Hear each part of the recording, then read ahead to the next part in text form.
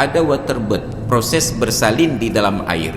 Pertanyaan paling sederhana, bayi itu dalam proses persalinan kan tidak langsung keluar dari rahim ibunya. Ada proses durasi waktu sekian. Dalam masa tersebut dia berada di dalam air. Apakah dia tidak akan tersedak dengan air? Hanabu. Dan yang paling penting, sahabat Perkusi Aceh, 10% dari hasil penjualan kaos dakwah ini akan kita bagikan kepada sahabat-sahabat kita yang kurang mampu di luar sana. Ilmu tanyo benar, amai tanyo benar, kure tanyo benar, ngak selamat dunia akhirat. Allah Ta'ala ingatkan dalam Al-Quran surat Al-Baqarah, ma nansakh min ayatin au nunsiha na'ti bi khairin minha au misliha alam ta'lam anna Allah ala kulli syai'in qadir.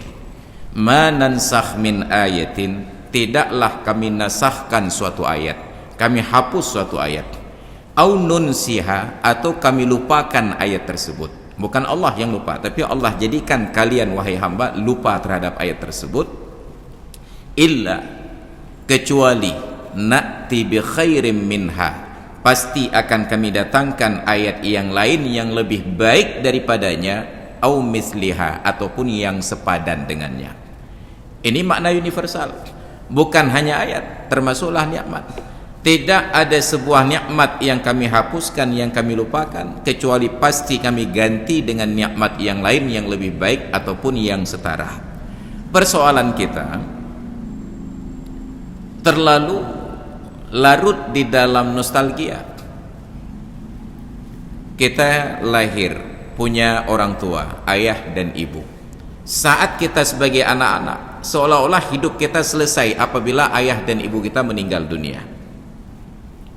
Besarlah kita, ketemu dengan pasangan hidup, ternyata ayah dan ibu menjadi tidak penting lagi. Betapa banyak orang yang terlalu fokus kepada pasangannya, suami istri ini, sampai lupa bahwa ayah dan ibunya adalah tempat sandaran hidupnya di masa lalu.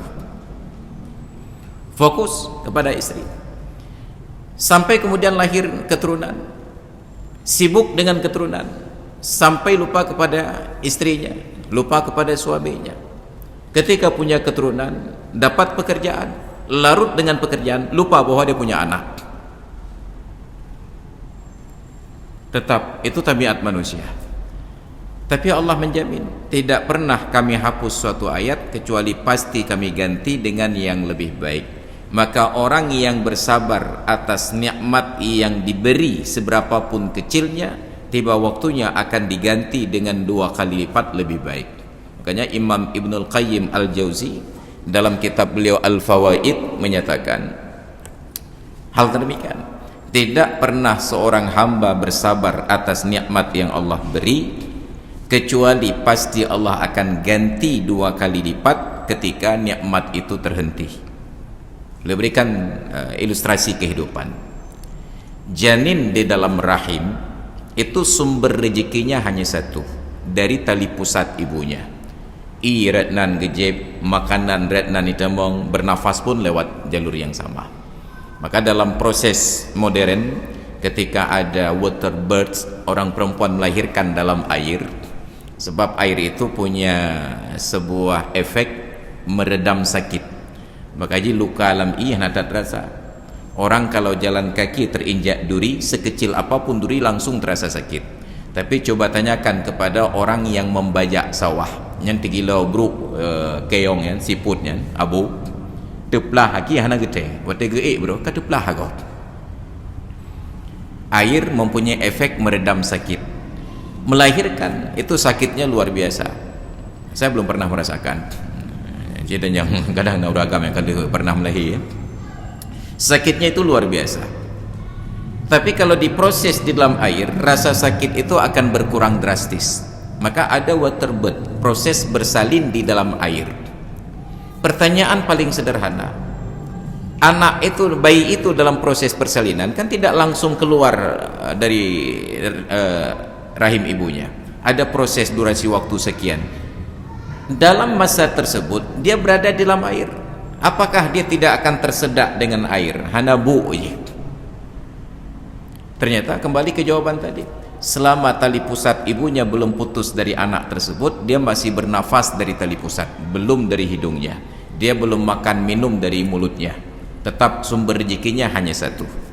Dan saat kita berbentuk janin nggak pernah protes kahawa sate, kahawa rujak, tetap nyantai baju.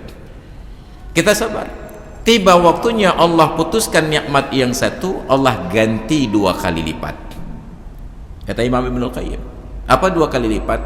Susu dari 2 puting susu ibunya, kanan dan kiri, 2 kali lipat. Sabar atas nikmat tersebut 2 tahun, tiba waktunya diputuskan. Kata Imam Ibnul Qayyim, diganti oleh Allah dengan 2 kali lipat.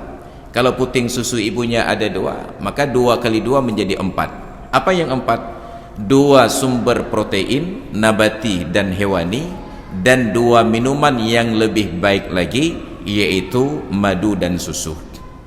4.